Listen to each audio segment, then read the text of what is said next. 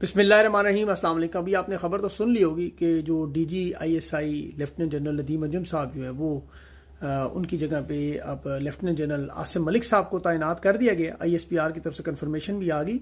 30 सितंबर से अपनी जिम्मेदारियां संभालेंगे। उस पर मैं अभी तफसील से पूरा वीलॉग आपके सामने अभी आ जाएगा थोड़ी देर में।